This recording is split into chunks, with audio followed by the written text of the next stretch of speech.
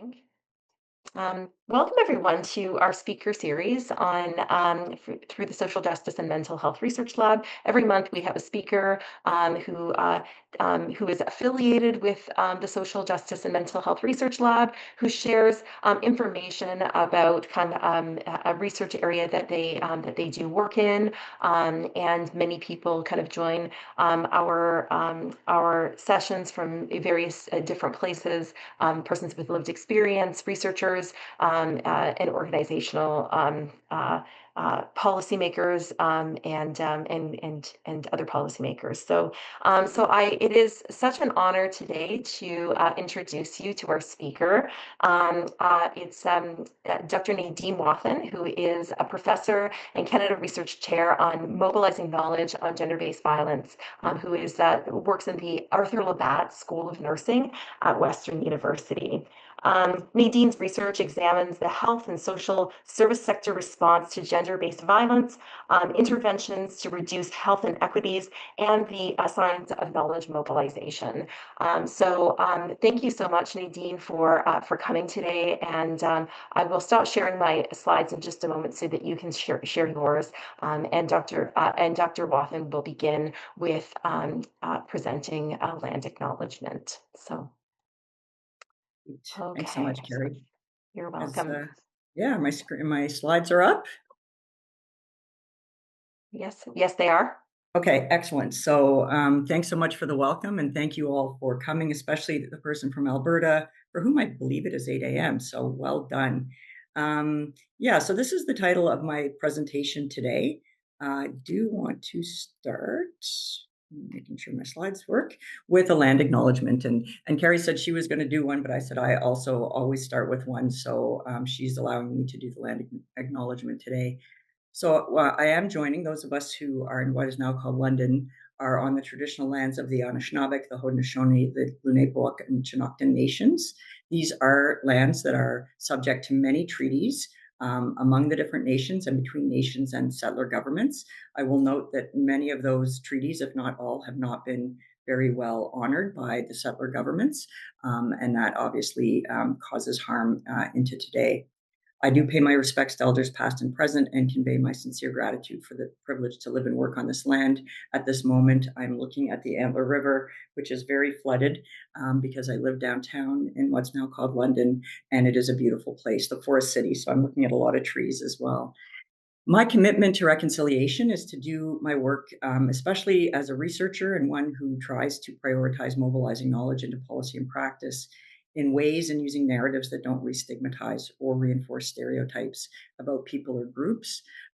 This to me means that we have to always go to that structural analysis to understand the contextual factors, the historical factors that are shaping the way that people's lived realities are today. And that is especially true in areas when we're talking about violence and trauma and the downstream effects such as homelessness and housing precarity. So that is my commitment to reconciliation, especially in a place of privilege and with whatever credibility I might have, is to ensure that the way that I talk about my work does not re-stigmatize and reinforce stereotypes, and in fact looks for those strengths and supports efforts towards reconciliation and decolonization, and to be a good ally and accomplice in that work to our Indigenous friends and neighbors. So today I'm going to situate myself a little bit first because I think it's important to talk about how I came to this work. And then my main goal was really to use the principles of trauma and violence informed care, which is a whole other lecture. But also I will point you to many resources, free resources, both learning and action tools around trauma and violence informed care and equity oriented care, but really to look at the issue of gendered homelessness through TVIC's primary lens, which is of safety. It includes other concepts like consent and agency and power sharing and things like that, but safety is a primary principle of trauma and violence informed care, or TVIC.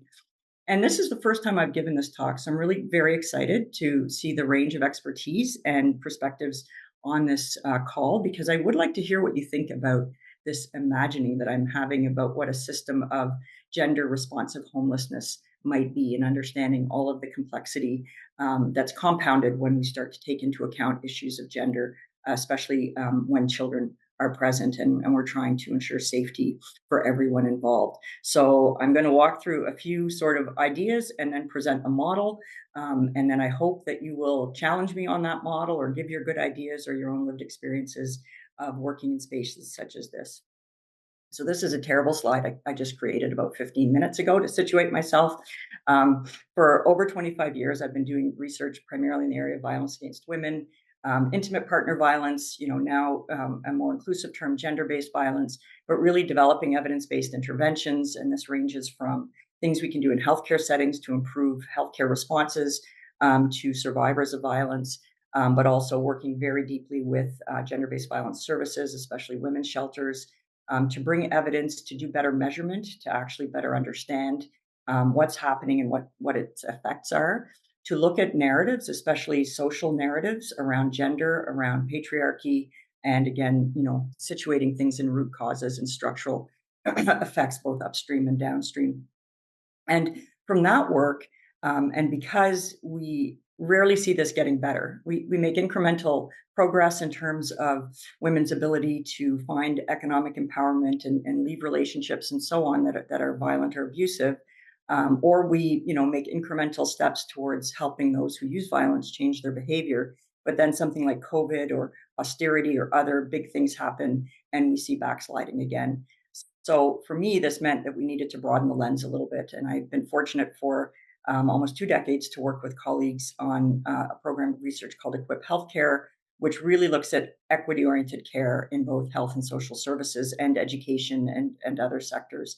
So, really broadening that intersectional lens to focus on the various systems of oppression and to develop practical strategies for policy and practice in the community. So, this work is very often co-developed, co-designed with those with lived and living experience of both practice and of whatever condition of being in healthcare settings, of experiencing poverty, homelessness, GBV, mental health challenges, and so on.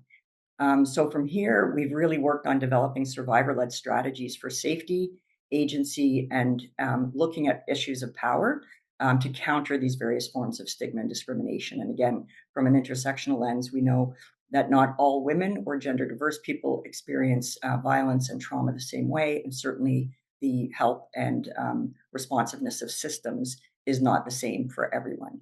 And in fact, many people experience more harm when they go into systems and services. And very recently, in the last few years, I've been privileged to work in the area of homelessness more generally in London's whole of community system response to health and homelessness, which is what that horrible acronym is there. But this is a community-wide effort to imagine a new system of homelessness that starts with meeting people where they are, providing them, especially those that face the most barriers to care and to safe housing, with the supports that they need to get housed and to get well, to reintegrate, to stabilize, and so on. And the research center that I run has done a lot of work supporting the evaluation, and we're seeing really good outcomes. One thing that we haven't really attended to in that system is the issue of a gender responsive system. We have wonderful colleagues in Indigenous services here in London that are developing a parallel Indigenous-led system. And we have talked about a hub, for example, starting small with a hub for women, and I'll talk a little bit more about that later. That has not yet been realized. Some of it because of NIMBYism and not being able to find a site that was suitable and didn't lead to backlash, but also, for various other good contextual reasons. But that said, I see this as an opportunity to bring a gender lens to this work. And that has led me to today's ruminations, which they are. So again, the first time I've sort of put my thoughts together in this way. So just a few quick statistics that probably everybody on this call is well aware. Over a third of people who are experiencing homelessness are women identified. Hidden homelessness is a huge issue among women. Lots of couch surfing, especially when leaving violence, in the moment, a moment of acute risk. People are going to friends or family. So that leads to underreporting. So we don't actually know how many women or woman identified people are experiencing homelessness at any given time. We, as with homelessness more generally, see overrepresentation among specific groups, especially Indigenous women, girls, Two-Spirit, and gender diverse people, and folks who are, in gender and sexual minorities and are younger. especially trans and non-binary people. So there are groups that are particularly at risk of both experiencing these forms of homelessness, but also experiencing barriers to finding the right sort of supportive help and then safe housing. So the key drivers, as I've alluded to, of I'm going to say women's homelessness, but please understand that I'm using that term inclusively: women identified people and gender non-binary people. But gender-based violence is a primary driver of this. Really, over 90% have survived violence. 25% cite domestic abuse or intimate partner violence as the sort of precipitating event that led to their most recent housing loss. Economic equality is built in, certainly, especially when children are present. More than 3/4 of households are led by single women, and single mothers are more likely to live in poverty, which increases risk of housing loss. Systems aren't responding well. Having worked with shelters and gender-based violence services, they still rely on fundraising to raise many of their operating funds. This is unsustainable, especially when we get into austerity times, when people don't have as much disposable income. They are always over capacity. They never have enough funded beds. Women are always turned away. And as we know, even here in London, in the last year, we've seen cases of shelters having to turn women away who are then victims of femicide because they had no safe place to go. So this is just a snapshot stat. About 700 women and 236 children are turned away from shelters every day due to capacity limits. So this, intimate partner violence, domestic violence, whatever term you'd like to use, has been named an epidemic in many communities. Over 100 in Ontario. I think the provincial government has not quite yet come to that terminology, but has, through the National Action Plan, sent some resources to community. I have opinions on all of that, but I won't rant just yet today.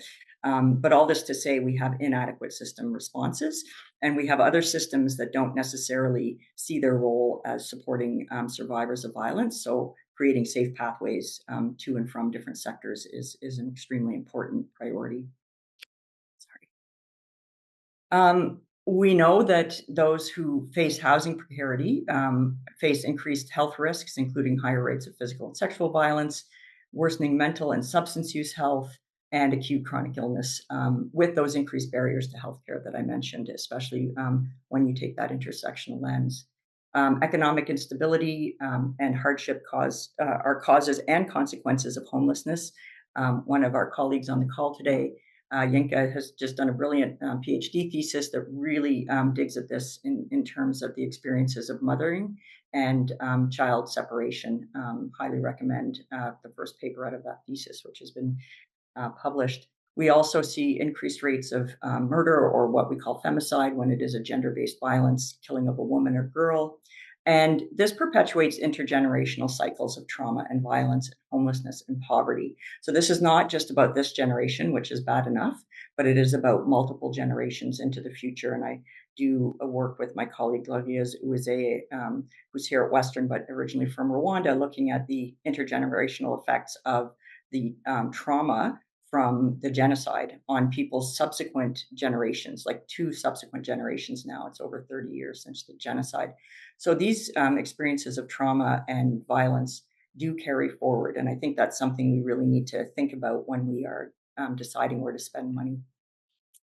So what I'm trying to do here today, and what we've been doing in our work, is bring this trauma and violence informed care lens.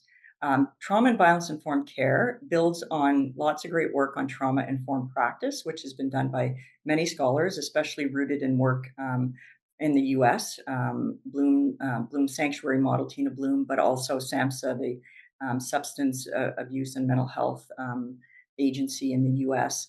That really, you can see anywhere from sort of a few to 10 principles of trauma-informed practice. What we've done is try to distill and synthesize these into 4 very adaptable principles, but the innovation is adding that focus on structural and systemic violence. So really looking at those root causes. As I mentioned, we need to examine things in their broad context to understand what is upstream, what is downstream, and where the interventions need to happen. And a really key focus on actively countering discrimination and stigma. And again, that intersectional lens helps us understand how different social positionings, how we position people in society really determines their ability to seek help and their exposure to certain experiences and certain forms of trauma and violence. So this shifts the focus from what happened to somebody in the past, a bad thing that is now affecting their mental health, making something wrong in their head, to what has happened and can still be happening, and how have we positioned that person, socially, to be able to actually, seek help or find a safe pathway. And, I would say we want to focus on strengths. We want to identify people's strengths and build capacity. We also want to put the responsibility on organizations and systems. So the other thing that TVIC does is really say that organizations have responsibility to ensure that providers who work within those organizations not only are able to do work in ways that align with a trauma and violence informed and equity promoting model, but also themselves are safe and well. And I did a talk last week, and we'll do one next month on provider well-being and a sort of structural and TVIC approach to that. So that's another piece of work that we're really developing. Today, what I'm going to do is sort of pull out principle 2 here around safety and apply it to some thinking related to gendered homelessness. So, safety for us, and this is a continually evolving concept. In past work, we really focused on physical, emotional, and cultural safety, and integrating TVIC as we do in the Equip Healthcare research and knowledge mobilization program. It's intertwined with cultural safety and anti-racism work, as well as harm reduction and substance use health. But I'm going to propose an alternative to the concept of harm reduction and talk about substance use safety. And part of this is because the concept of harm reduction has now been politicized in a way that's actually not helpful for people and services who are trying to promote safe use of substances. So I have sort of shifted to the language of substance use safety. And again, when we get to discussion, please, if you have thoughts on that, let me know. I was also challenged recently by an Indigenous colleague to look more closely at the issue of spiritual safety. So we do need to explore that more. I think the holistic model of health and well-being that guides much Indigenous work is actually where we need to get to. Connection to spiritual world, to environment and land is missing from these models, and we are hopefully on a path to get there. This particular graphic is from a new curriculum. The URL is at the bottom. I'm actually launching it tomorrow at a sector event. I'm really happy to do that, but it is now live online. It is free. I will also show you some QR codes, and I'm happy to share slides. So don't worry about trying to jot down long URLs. So what do we mean by physical safety? And again, I'm just going to pull out a few strategies and try to focus on the idea of supporting women and gender diverse folks in the context of their experiences of housing precarity and homelessness. So clearly, we want to make sure that people are safe from environmental risks. This often means good, accessible design, lighting, and things like that. But also, when we're thinking about our neighbors and our community members who are living rough, it's safety from elements, malnourishment, and violence in outdoor spaces. And also could be things like cooking fires, the broad things that might bring physical harm to people in those environments. But it can also mean, making sure that things are private, that we are really careful about who is providing interpretation. If you have people who are newcomers or whose first language is not English or whatever language you're serving in, that they are not going to breach confidentiality, for example, with somebody who is actively causing harm in that person's life.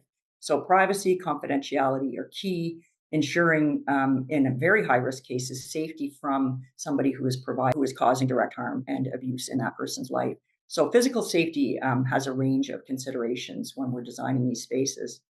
Emotional safety is also very broad, and I've just again pulled a graphic from the new curriculum with 4 domains that we flesh out in more detail around safe communication, which includes using non-judgmental language, person-first language, providing hope in the way that we use language, in the way that we refer to people, how we speak to one another about clients, how we document in charts. All of these things are extremely important in terms of creating safety for people.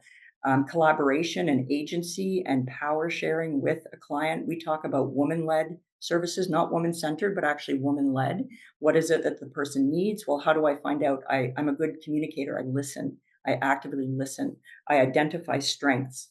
We build on those strengths. I validate those strengths. And again, I create welcoming environments that are reflective of the people that I'm serving. So a few of these sample strategies I've mentioned, choice, control, agency, these are very important, especially when somebody has experienced violence and abuse that has taken away their power, that has been about coercive control, which is often the case in cases of domestic and interpersonal and intimate partner violence. So we want to return agency and control to people, and they are the expert in their lived experience, and they are the expert in what they need next. And often we know, certainly with women who are trying to leave abusive relationships, it takes many attempts to do this because of the control and the abuse that's happening. And women know when it's safe to leave. And the time of leaving is the time of heightened risk of things like femicide. So we have to listen, and we have to help her make decisions that are going to keep her, and if there are children or pets or other loved ones in the picture, keep them safe. So there are a number of strategies that really get at this issue of emotional safety, because if we're not emotionally safe, we're not safe at all. And again, with people who have been experiencing trauma, that emotional safety is key, because you don't want to reactivate traumatic responses, because it's really hard to make decisions when we're in an active trauma response. And again, linked to cultural safety and humility. And this is the responsibility of organizations to make sure that whoever comes in your door, they feel safe. It's not about learning, the particular dietary or, celebration habits of particular cultures. It is creating a culture of safety and working from a place of humility. We can't know everything about every different culture or religion or ethnicity, but we can serve from a place of humility and be curious and ask, and work with somebody to design system or services and pathways to different systems that respect those cultural considerations, while acknowledging, for example, the historical and collective histories of people who have come from war environments or genocidal countries, or people who have lived through the Indian Act and the 60s scoop and residential schools here in Canada. Acknowledge those collective histories and how we have come to this point, and how we can do better. I'm going to focus a little bit more on substance use safety, because this is a concept that we have been fleshing out a little bit more, and in our new curricula, really designing new practice and policy tools to help do this work. So this gets a little bit complex, but I'm going to hopefully walk you through in a clear way. So we want to understand how trauma and violence and pain and substance use, and especially the stigmas around all of these things, intersect and then affect somebody's pathways to seeking help. We want to promote what we're calling substance use health and counteract that substance use stigma, which is nasty. I've in recent years learned more about substance use stigma working with our partner CAPSA, which is a organization of folks with lived and living experience. I'm going to show you some of their work in a second. But man, there's just something about substance use stigma that is especially pernicious and nasty, especially since most of us use substances in some ways. So is it really about the substance, or is it really about, our assumptions around who gets to use what substances and so on? So I'll sort of leave you to mull over that. But when you're in a space where you're designing, especially new housing or shelter or hub or, highly supportive housing spaces, that safety lens has to be a bit broader, because you have to consider safety all around, for staff, for those who are using, for those who aren't using, for children, if there are children in the space. So it does kind of get a little bit more complex. This is the work of CAPSA, and one of their real contributions to this is the shift to the term substance use health, and having that positive, I would say, trauma and violence informed, hope promoting language, that this is an issue of health, like mental health, like physical health, like other forms of health. This is substance use health, and that people operate on a spectrum from no use or I don't use anymore to different levels of risk around their use. Sometimes it's beneficial. I have my coffee here. My caffeine is doing help using that substance to keep me talking, hopefully not too fast. But really, this is also determined by the person. Am I using in a way that is making me less able to be healthy in ways that I define as healthy? So I put a QR code here to CAPSA's website, including their great resources and materials on substance use health. And we have integrated much of this thinking into our equip work and also into the new curricula that we're developing right now. We also have to think about, how pain intersects with all of this. Gender, trauma, violence, mental health, and pain are all intertwined and have different pathways into substance use. So people who experience GBV have a much greater likelihood of chronic pain and or mental health, and therefore are more likely to use substances in an unhealthy way. People with chronic pain are more likely to have histories of trauma, and again, more likely to use substances in unhealthy ways. Gender-based violence has cumulative effects on mental and substance use health, as well as on physical health. So again, this is injuries, but also traumatic stress. So when you think of pain, it can be physical pain, emotional or mental pain, spiritual pain, and these forms of pain are also intertwined. And frankly, when we're in pain, we want the pain to end.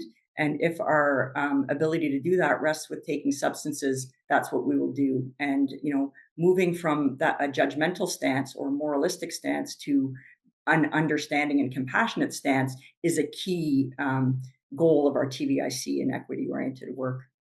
And of course, experiences of structural violence, and I've named a few aspects of it here, increase the likelihood of unhealthy substance use and compound the impacts of GBV. In the context of homelessness, substance use is often a consequence of homelessness, not the cause of homelessness, because if you're living in the cold in a tent, you might be taking substances to help alleviate the pain of that, again, mental, physical, spiritual pain of that experience. So the assumption that everybody who is experiencing homelessness is doing so because of an addiction disorder is not true. And we have to, again, demystify those things and shatter those myths.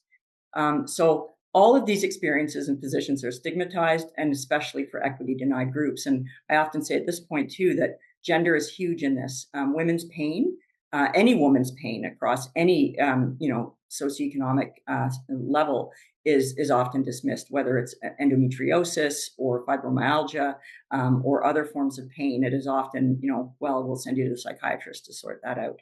So gender plays a key role here as well. All of what I've just said is kind of captured in this diagram, so I'm not going to walk through it, but I did want to show you that we have a free e-learning module from Equip called the Nexus module, because it is the nexus of trauma, violence, chronic pain, and substance use. And we unpack all of this in this free education. So feel free to take a little snap of that. But as I say at the end, I'll also have the URLs to our various resources.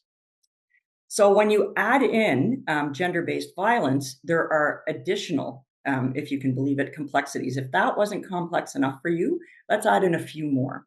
And this gets at some of these narratives that are really problematic in terms of preventing gender-based violence and holding people accountable. So I could just say with this slide, Hockey Canada trial in London last year, and it actually encapsulates most of what's on this slide.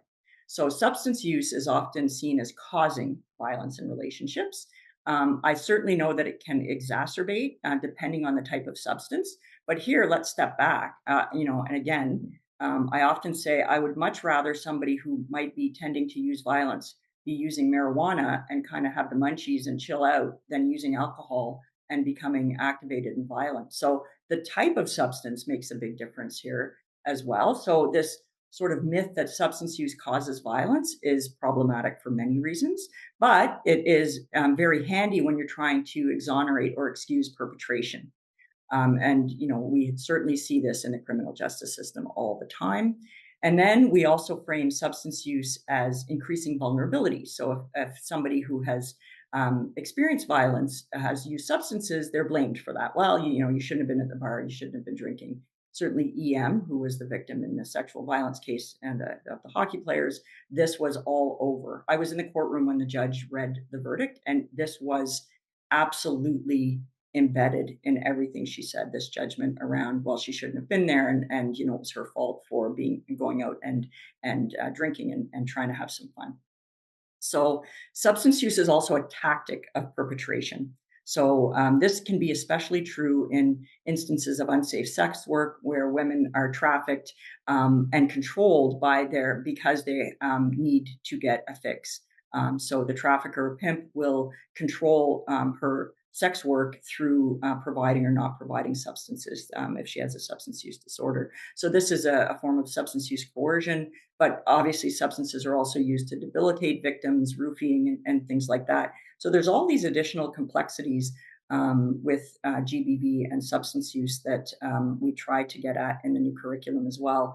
And this is an example of a tool that we've created to help people do some substance use safety planning. So it's a multiple page tool. The nice thing about this slide is in these strategies that are here, these links that are red, it's all actually hyperlinked from the PDF to other tools that help support understanding and learning for those who are providing services, but then also strategic tools to do things in a new way. So a language prompter about how to have conversations, the Nexus module I mentioned to learn a little bit more about that intersection of these concepts, advice about how to get safety supplies if you're running a shelter, for example, and then actually some tools and downloadable templates for substance use safety planning with clients that are trauma and violence informed, and help understand how to keep everybody safe in the site. So this is a brand new tool co-designed with the gender-based violence sector and then also with CAPSA from that substance use health perspective.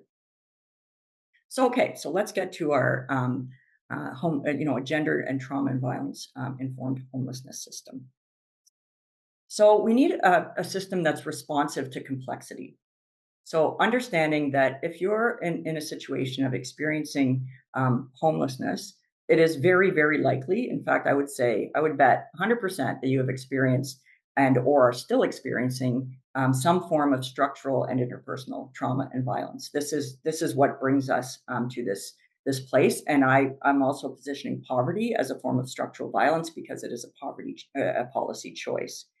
Again, if you are residing in social identities that are positioned in a marginalized way, this will be compounded for you. And I include certainly women and gender diverse folks in that. I include people of color. I include Indigenous people living with various abilities and so on. And older women, we actually see lots of marginalization of older women who are experiencing gender-based violence. That is a very invisible part of our social ecosystem. So some people will have one or more types of risks or other contextual factors in their lives. So some people will still be at acute risk of physical harm or even death from an abuser or a trafficker. So there's that immediate need for safety. And that's certainly what we see in the traditional women's shelter system. We see double locked doors.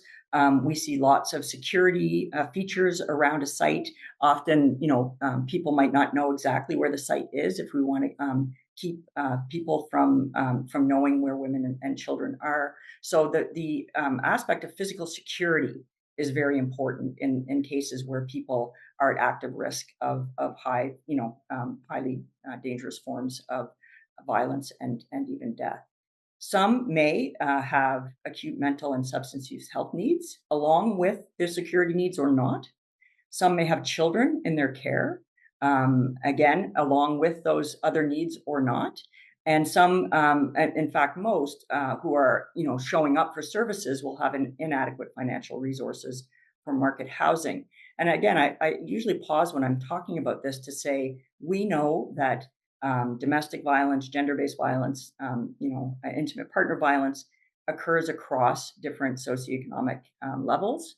I have often, seen, and I am very concerned about women who have higher SES, who know they're going to lose that economic status if they leave a relationship for themselves, and also what they worry about is for their children. And when they do seek safety, if things are very acute, they might go to a hotel, but they don't go to a shelter because there's also a misperception in people's minds about what shelters offer. And the concern is they're not then getting linked to services.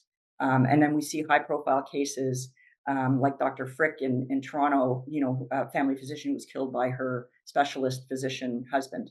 And she did not see obvious pathways to support because of, the in some ways the higher socioeconomic status was a barrier to her seeking help. So an added complexity, just in case I haven't thrown out enough factors. We also, when we're thinking about spaces and systems, have to prioritize safety and healing.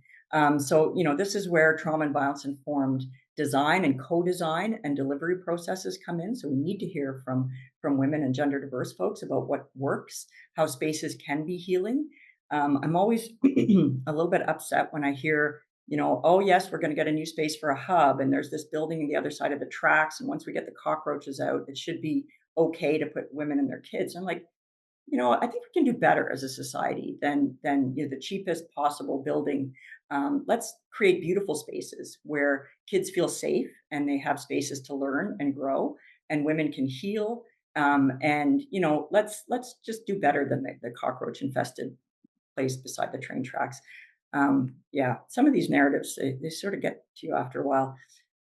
We need on-site, services that are gender responsive, or priority referrals, and that includes mental, physical, substance use health, but also employment, life skill building, recreation, and importantly, physical activity. And I have a colleague, Francine Derrick in Carleton, who does trauma and violence informed physical activity program design, especially for women who are facing different marginalizations around their physical activity access. Spaces should be designed to promote community. Cooking and eating is really important here. Spaces for spiritual growth and prayer and things like that. Recreation, safe spaces to consume substances off-site or near the site. Often we don't want them in the site because children are present and so on. But again, if you're meeting people where they are and taking a substance use health approach, you want to support safe substance use. And I mentioned, if children are around, we want that to be based on their development, their healthy development, and reestablishing healthy relationships. Whoops. A plug for trauma and violence informed space co-design. Again, bringing in participants to tell us what they need, what works, what doesn't, that TVIC lens, and developing capacity for design literacy. This is a plug for a consulting firm that my daughter actually runs and owns, who has not fallen too far off the block here or the tree, and is trained in architecture and does trauma and violence informed space design with shelters. But this is really just to say we need to learn from those with lived and living experience, including women themselves, but also staff, to see how we develop these, not only the spaces, but the pathways and systems that bring us to those spaces. And this is my last substantive slide. So this is the mulling that I've been doing, and now here in London with the whole of community response, we have the gendered homelessness cluster, which is folks from different organizations across the city that work with women and gender diverse folks, either in the gender-based violence sector or the homelessness sector and mental health and et cetera. And we are collectively trying to advocate for this new gender responsive system, starting with a hub, but moving on towards a more robust system with different levels of housing to support women and or their children. So what I've done here is basically take all those factors that might be present in somebody's life when they need safe housing, and start at the point of triage, and a gender responsive triage protocol to assess how much risk there is for that immediate danger, but also how complex people's needs are around physical, mental, and substance use health.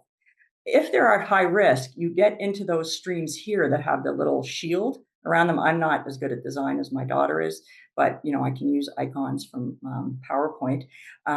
And you would need those high levels of security. And certainly that is not something we generally see in the traditional homelessness serving sector. It's not a priority consideration. There's often lots of violence and lateral aggression in these spaces.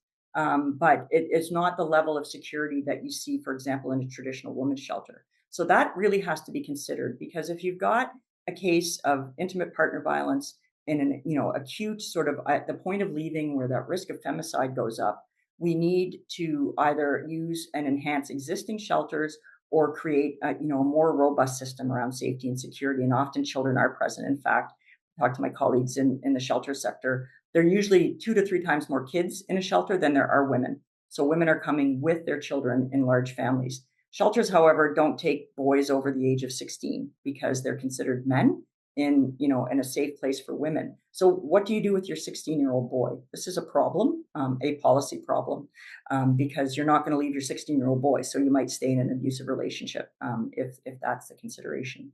You might also have cases, as I mentioned, of people doing survival sex work, high risk sex work, might have complex needs around their substance use and mental health, as well as needing security.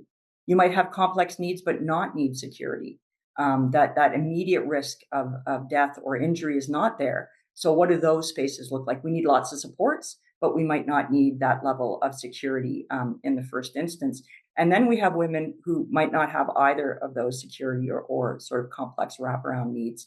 And they need a pathway to affordable housing that is safe. And many of my colleagues are advocating for why don't you let the women and kids stay at home and take the abusive partner and deal with them in another system and rehouse them, which makes a lot of sense, quite frankly, because often when she moves with the kids, they have to go to a new school. It impacts her ability to get to work. It just deepens the trauma and inequity that are built in. So the last slide I have is the couple of QR codes that I mentioned, if I can advance it, which is not there. And I can end on that during discussion, but I want to leave this slide up for a moment and just stop because we've got about 15 minutes, I think, of questions, which is what I was aiming for. So, Amy. Perfect. Thank you so much, Nadine, for this really kind of insightful talk. I could see that people were, expressing themselves through the reaction feature in Zoom, but also, putting comments into the chat during your discussion. So thanks so much. I think there's lots of interest.